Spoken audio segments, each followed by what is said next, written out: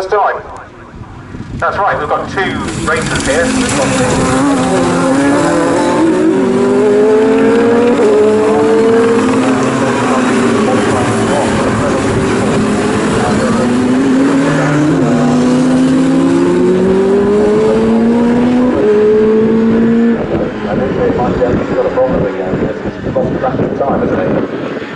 yeah, he's just let Morton go through, so have we got another problem for the Gemby Gun TS?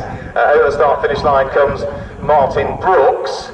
Mike Gemby is indeed, I think, heading towards the pit lane. He is very early on into the pit lane. Comes Mike Gemby. It's been a difficult day for him and the team. He's about to be received. They thought it was a damping problem. Originally they said front splitter in race number 1. Then they said a damping problem. But whatever it is, it's brought him immediately into the pit lane, I'm afraid. So, difficult day.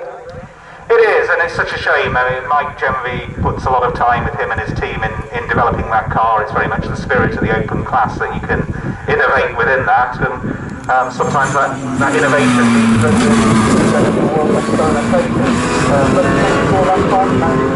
back out on the track, so let's hope he can do the same again. Let's hope so, yeah. The team chatting away to the driver, mechanics just checking tyre pressures, and they were looking around initially the front left-hand corner of it to see maybe whether there was either a little bit of problem or a contact maybe that maybe had just started to drop a tyre down, but they're working on it for the moment. In the meantime, the race continues with Martin Brooks now, after just one lap of racing, and leading by 4 seconds from Morton Dons in second position. Only now over the start-finish line goes Matt Brooks as well, so he'd had a bit of a slow lap as well. That was a 3-minute lap from Matt Brooks. Don't exactly know what happened to him, but that was the best race so far.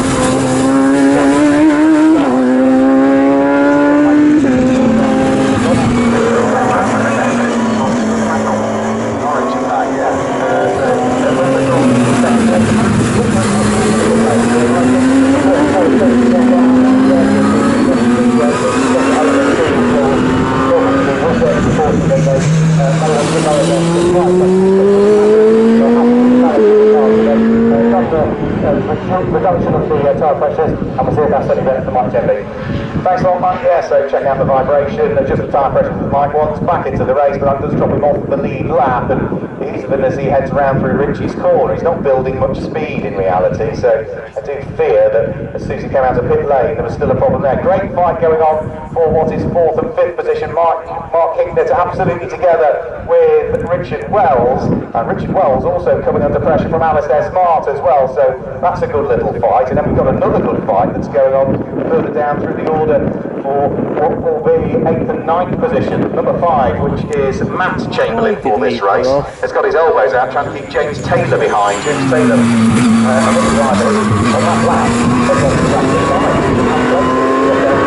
places will be 3rd, so somebody else has had a problem.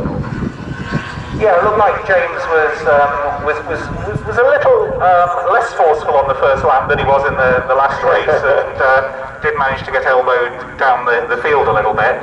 But what, you know, the most impressive driver there in the first lap was Mark Hicknett.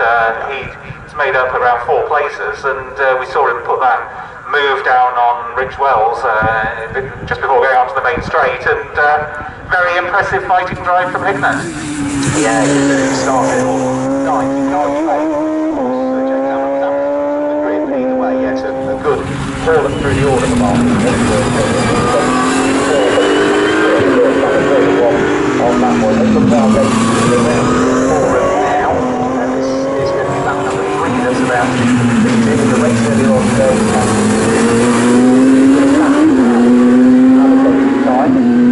Oh, we get jailed at the green all the way to the same half here. It's not a finish line goes car race.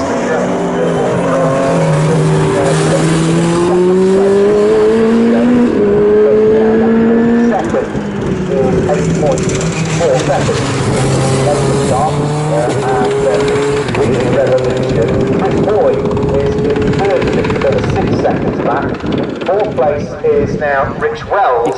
Mark Hicknett has dropped to 5th on this lap and is now falling into the clutches again of Alistair Smart. So Mark Hicknett, yo-yo race so far from 8th up to 4th, back down to 5th and possibly 6th if he's not careful. Yeah, it looks a bit. Alistair Smart also is running strongly. He was the winner of the Open class through simply determination and commitment in the previous round. I've just been corrected as well that James Taylor wasn't going to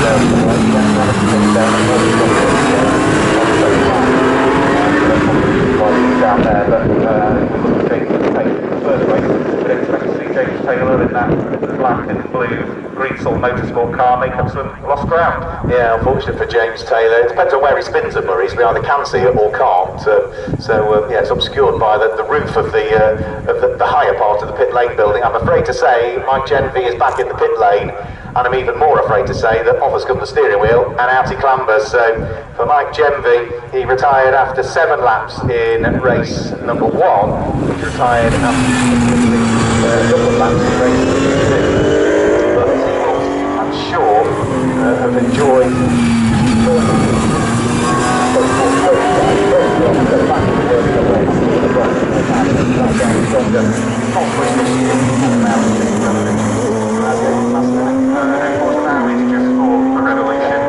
we need the FIA safety approval there. November the 7th for the Open classes and the Radical class will be rejoining the Revolutions there. Well, let's hope to see Mike out in that one.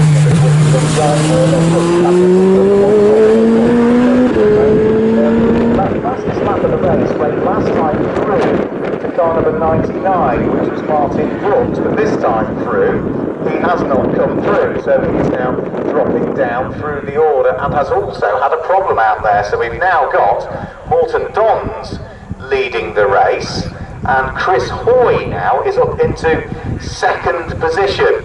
It also means that number 78 Rich Wells moves up into 3rd place. Up to 4th comes 82 Mark Hignett. Up to 5th now comes the leading Open class car, which is Alistair Smart. Up to 6th comes Peter Brooks. Up to 7th comes number 71, which is James Taylor.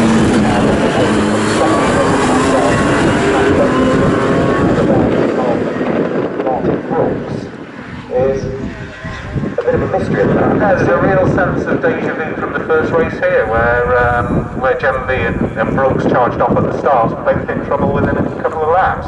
And Brooks did have his problem with the chain in the first race, but he was setting a good pace there. But no, from the commentary box here, we can't see what's happened.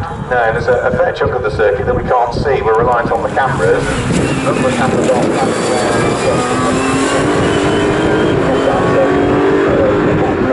harmlessly out of the way. And we're not getting sectors either this weekend, so it's not going over every slot. First, second, third on the lap. We are now at the point to go.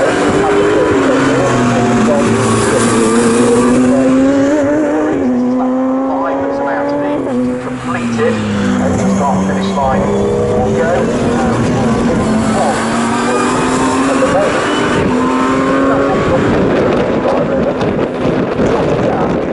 advantage. You've had a bit of luck along the way as others fallen by the wayside, but you've got to keep your concentration. There's still more than half of the race to go, and the Morton Dons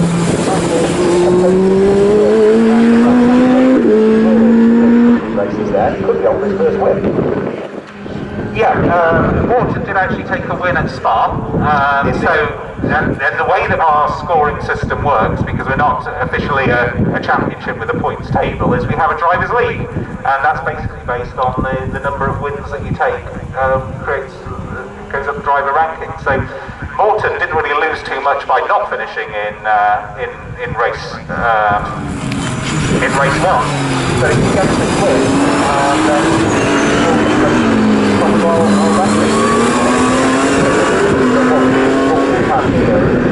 important on Chris Hoy as well. He's 2 people that have won LMP3 races in 1st and 2nd place, both in the European Le Mans Series or the Le Mans Cup. Either way, it doesn't matter what happens. We're going to get, for the UK-based races, we're going to get 4 different drivers winning out of the 4 different races you've had in the UK. We had Scott Mansell win. Oh, sorry, yeah, Scott Mansell won at start, but yeah, not.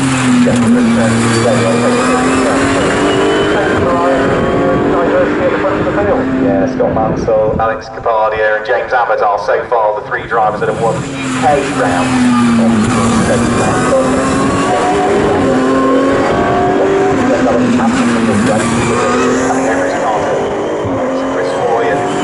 Alex Barney racing in the morning, got managed to go absolutely not out.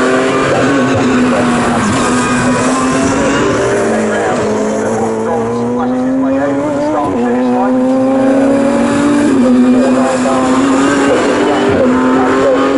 So far, that is now still not quite as quick as the fastest revolution lap that we had from race number 1, which was down in the 1 minute 50s for James Abbott, but it's still a staggering average speed. You look at the average speed of the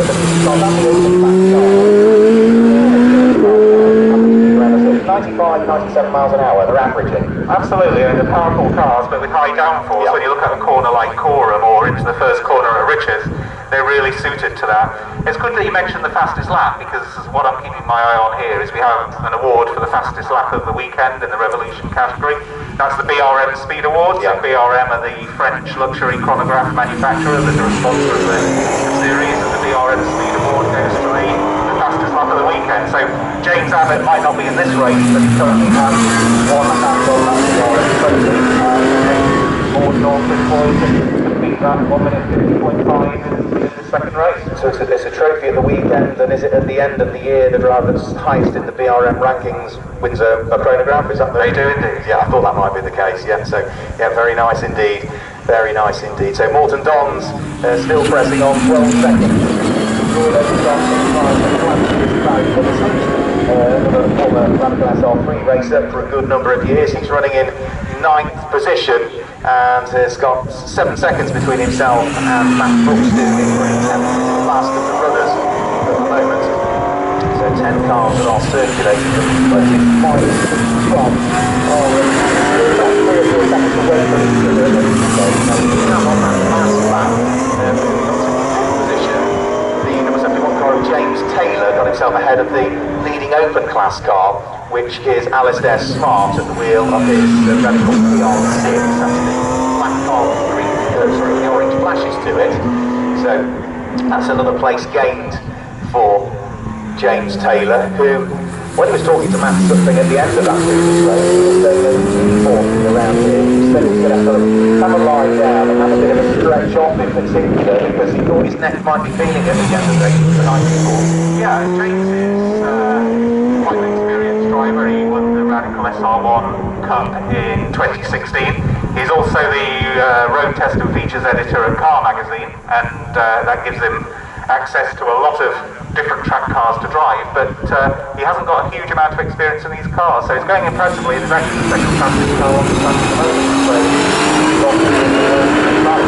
Hopefully we might have Mike Jemke back into the race, and the reason I'm hoping we might have Mike Jemke back into the race is because I think we're going to be Alistair Smart following the Alistair Smart with number 73 car, and everything's slowed on circuit.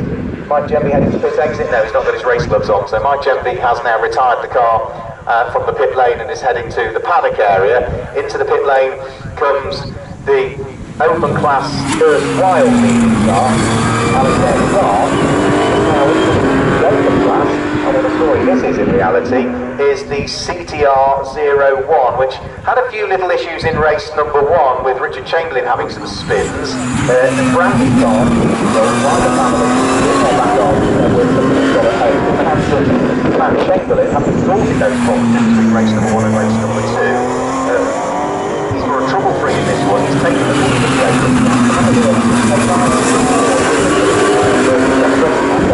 Yes, it's a really beautiful car, in the fact that the family have put the effort into it and engineered it and designed it. Richard Chamberlain's well known to UK race fans. He's had the Porsche 935 race for many years.